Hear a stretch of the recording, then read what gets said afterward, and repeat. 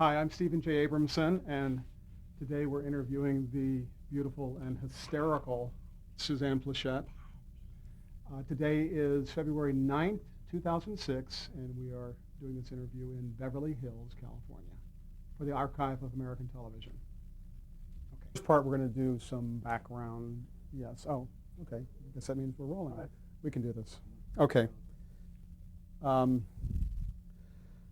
So what was your name at birth? Suzanne Pleshette. Any nicknames? It is my real name and my real nose.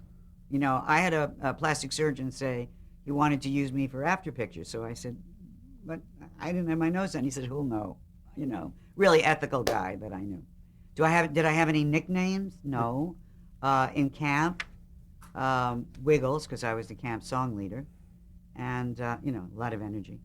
And very few people, a few that I grew up with, call me Susie, but very few. Mostly because they're dead. When were you born and where? I have to really tell you that? January 31st, excuse me, a little sound problem there. And I was born in New York City. Okay. And did you grow up in New York? Grew up in New York. Yes, my father ran the New York Paramount. And then later, when the Paramount chain took over the Brooklyn Paramount, he went over and refurbished the Brooklyn Paramount in time to bring rock and roll to New York. So I had this fabulous, you know, kind of crazy life. Not the usual kind of upbringing. You know, a shrink once said to me, "Were you rich?" And I said, "Well, you know, I thought I was." My father went to work every night in a tuxedo, and his office was the Paramount Theater. I mean, what could be more beautiful, you know, chandeliers and the marble and my father would go to work at 5 o'clock at night and work till 2 o'clock in the morning. So we would go out to dinner every night, because if you wanted to have dinner as a family, the only way to do it was to go to Lindy's or Danny's High, whatever the restaurants were at the time.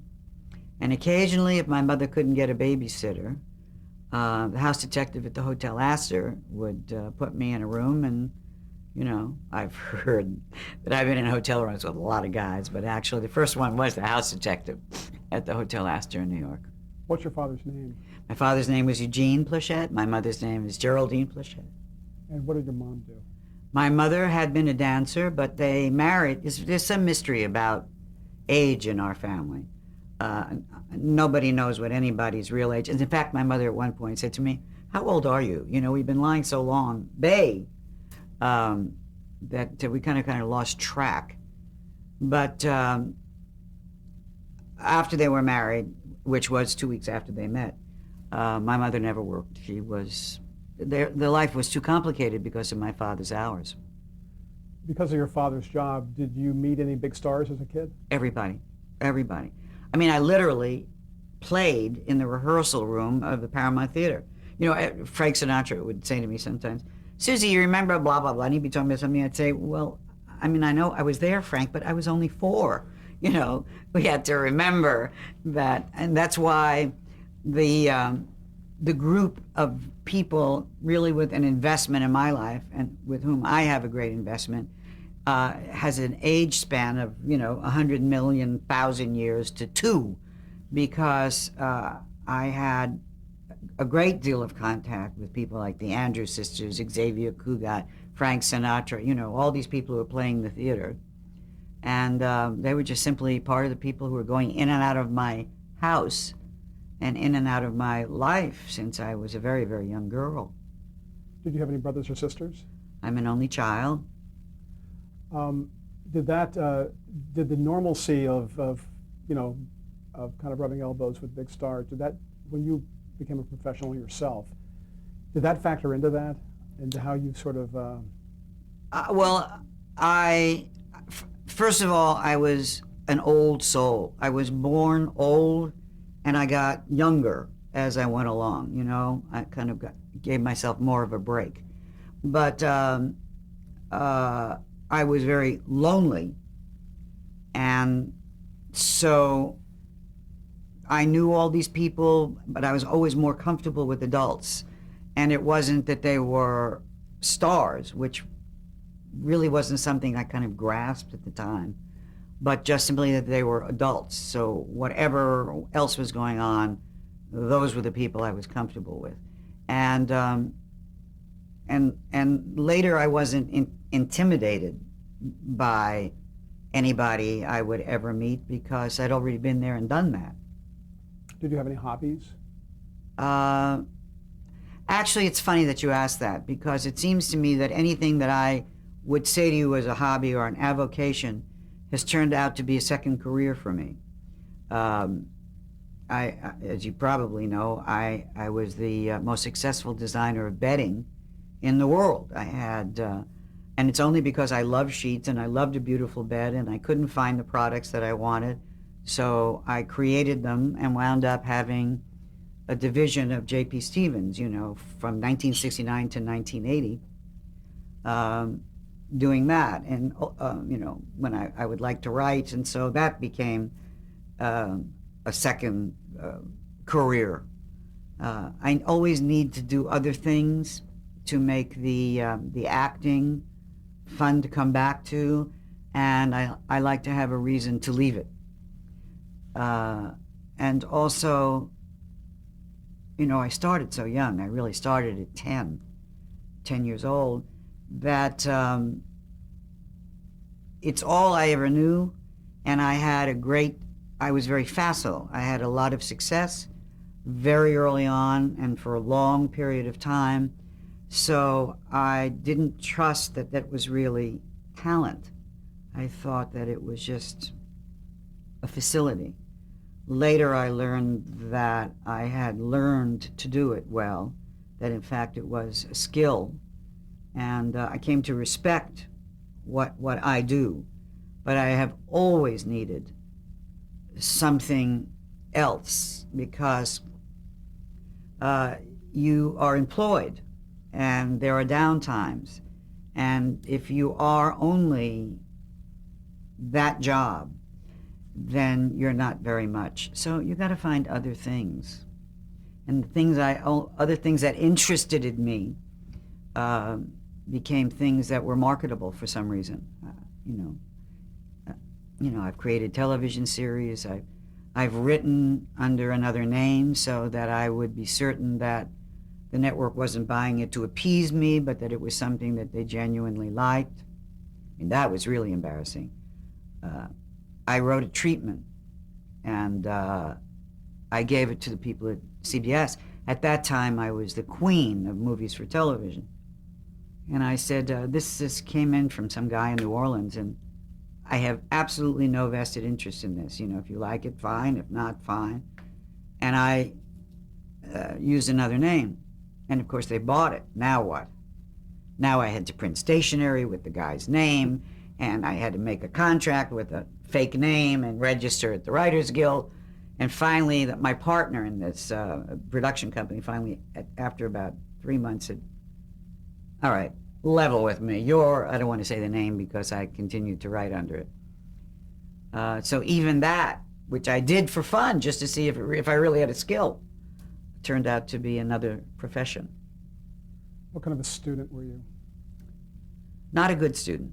I have a limitation. I'm a goody-goody. I mean, so I was really a good kid, but if I don't grasp something immediately, and this may be, in a way, not dyslexia, but it's very hard for me to read directions and then translate it into a concept. So if like algebra, whatever, if you don't get the fundamental, you're not going to wing it until you get it, you know. And so subjects that I didn't grasp immediately, I struggled with. I had a tutor or whatever the case may be. But, you know, I went to performing arts. So there I carried an extraordinary load, as anybody does. You have like 15 majors, because you have your major, which is dance, drama, music, and then you have to cut it in the academics. I mean, otherwise you don't get a diploma. And that's a heavy load for anybody. And at performing arts, if you you don't perform well, you have a project every 6 months, you're not invited back. Whereas if you fail algebra, you can take summer school. There's no summer school for what they were trying to achieve with performing arts. So it was a big load to carry, and not my best time. I'm not a great student. In college, where it was a little freer, and I could think outside the box. Actually, I did better. What college did you go to? I went to Syracuse, and then I went to Finch in New York. And with no intention of being an actress, I have been trying to get out of this job since I started doing it. I've actually simply been marking time until like my life began. And I went to college with the hope that I would find something that would so excite me that I would do that instead of this thing, which I seemed to be good at and was very easy.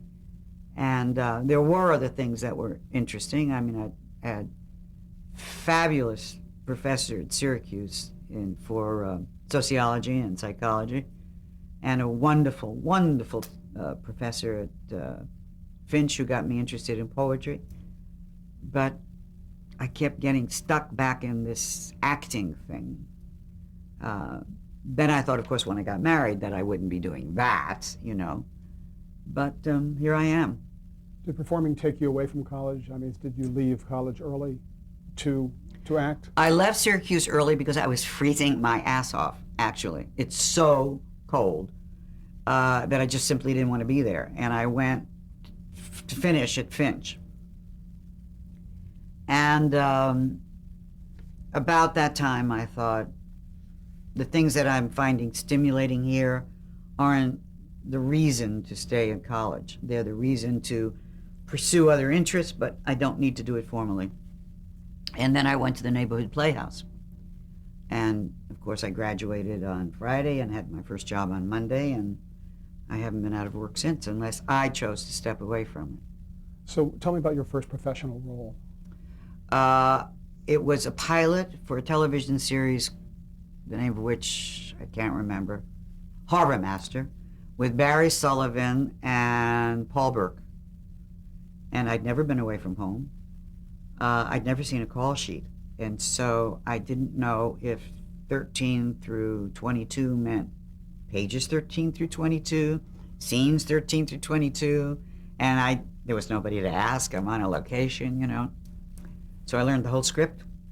And then they said to me, you know, and in this take, you know, you'll drive up to your mark and then you'll stop. And I said, I'll what? You know, this was the beginning of course I can ride, of course I can skate.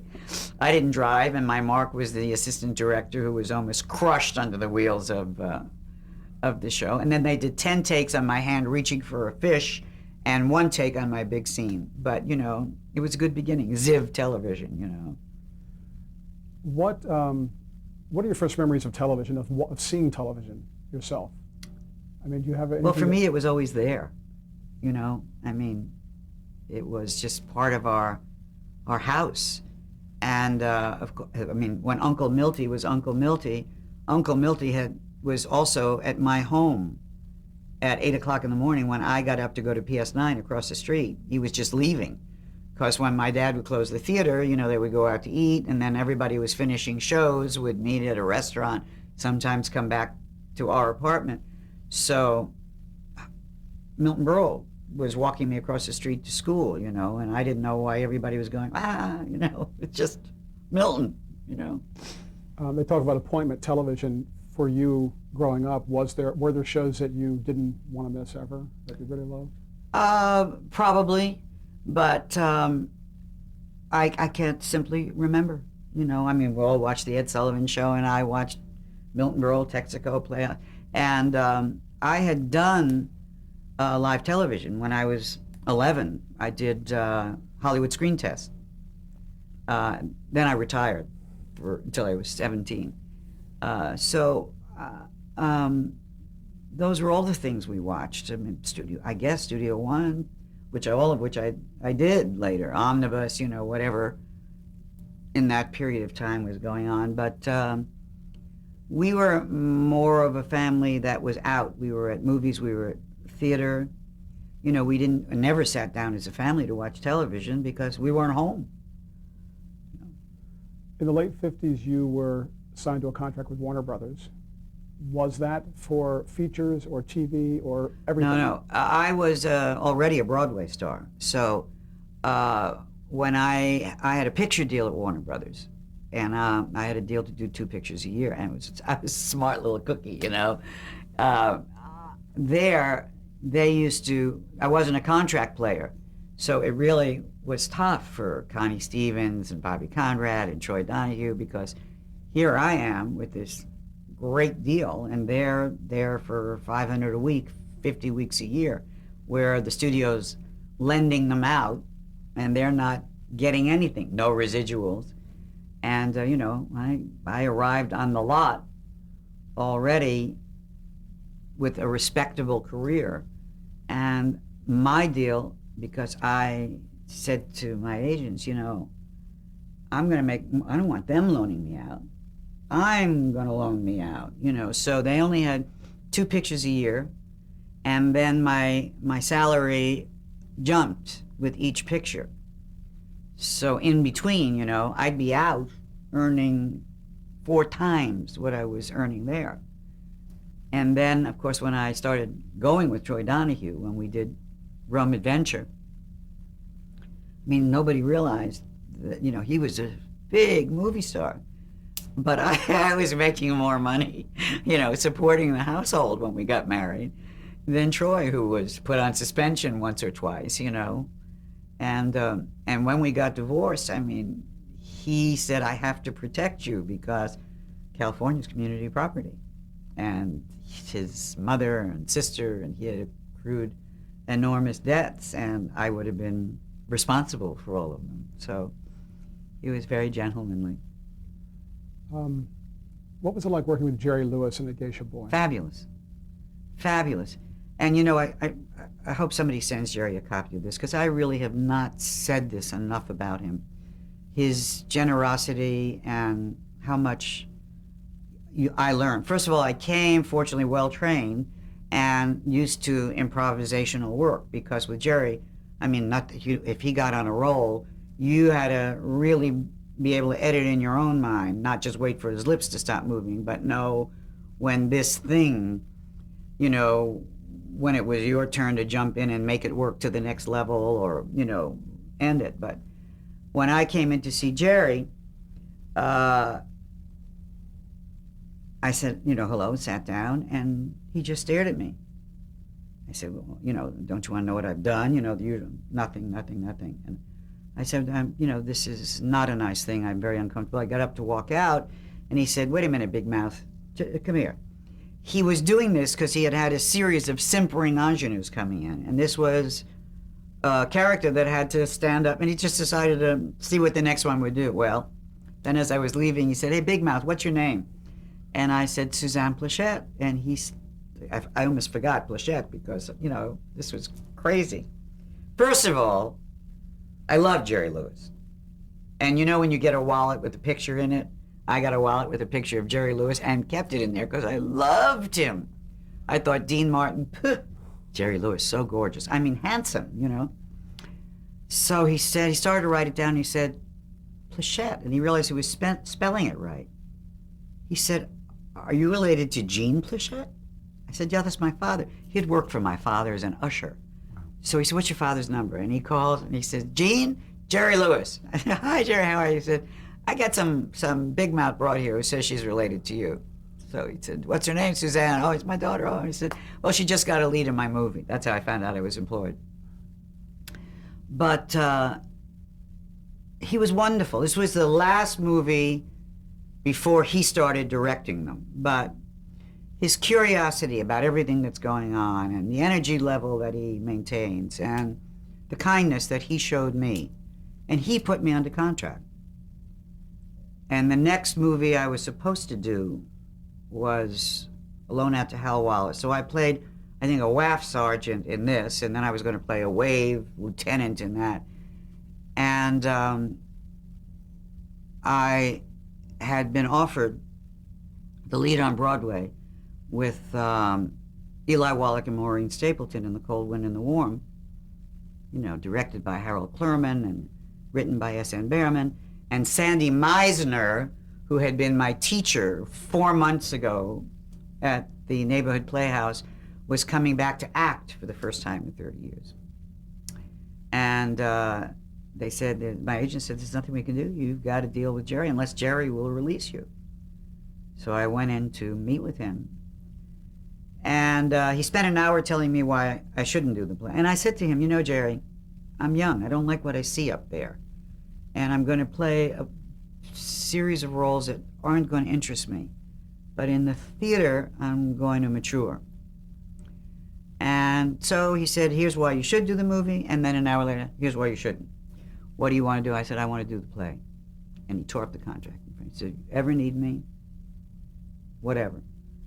And that's extraordinary. Nobody tells these kind of wonderful stories about Jerry.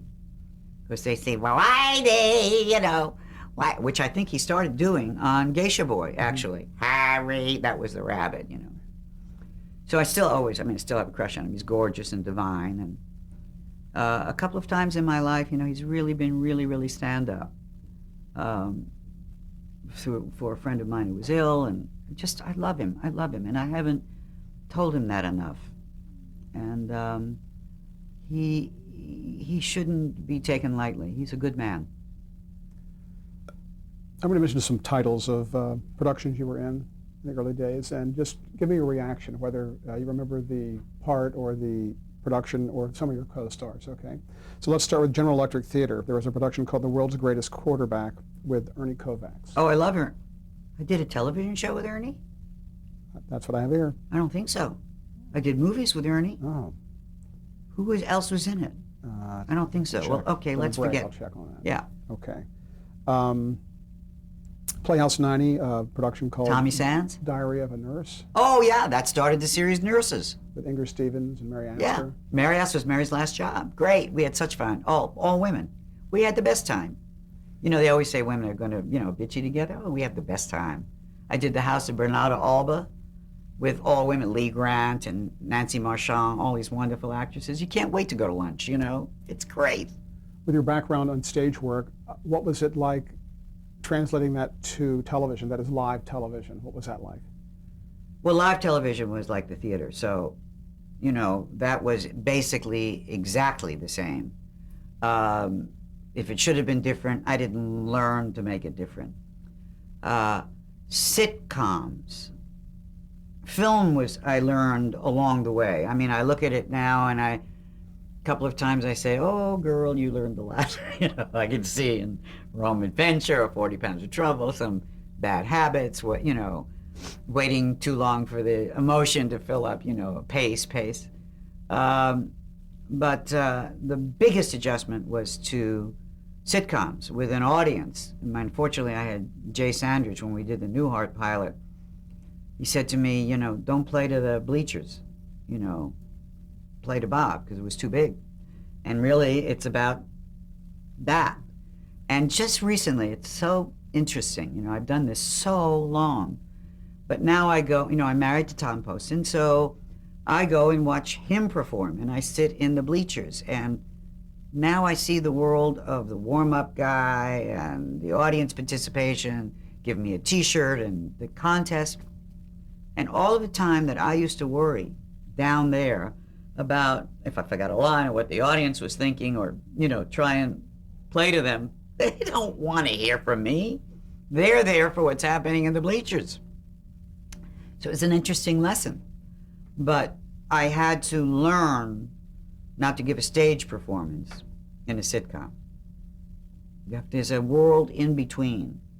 When I came on to Will and Grace, Megan and I were talking about it, and she said, Jimmy Burrows, because Jimmy was interning on Newhart, and Tom Poston and I worked together, or actually our romance started in a play that we were doing for his father, Abe Burrows.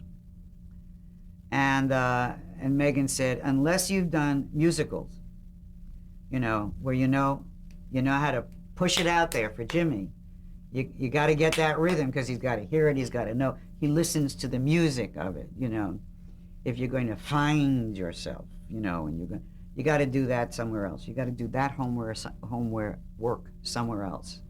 But the writers have a right to hear the material as best as you can give them a finished performance as early on, so they know where their problems are.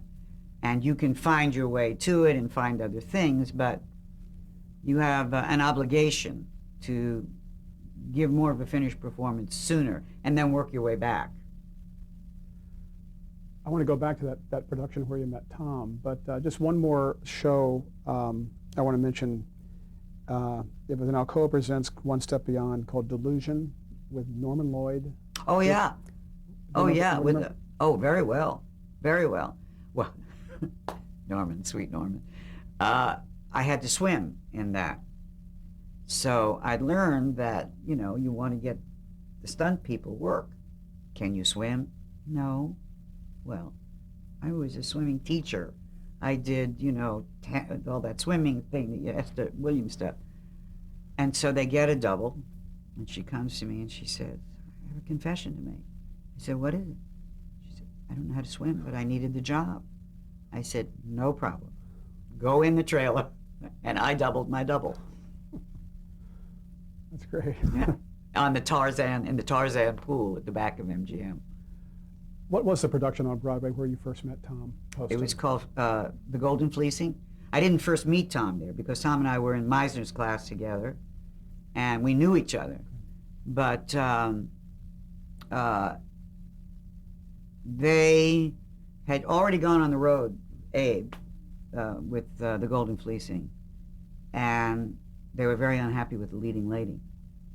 So they called me, and I flew in that night to Philadelphia, and Tom and I read together, and of course, perfect, Abe loved me, but they didn't want to tell the lady that she was fired until they were ready to move on to Boston. So I was hidden in the hotel. I learned the lines and learned the blocking from sitting in the audience at night watching the play. And then after the Saturday night performance, they told her she was not going to continue on. And I went on in my own clothes on never having done the play with the actors. They ripped out the fireplace, the guts of the fireplace, so that the stage manager could be in there to give me the lines. And that's how we started. And that's how Tom and I started. In a little hotel in Philadelphia, where he said, do you want to come and run the lines? And I said, well, I'm in my robe. And he said, oh, that'll be fine. Well, it was for him. We'll change tape. Yeah, you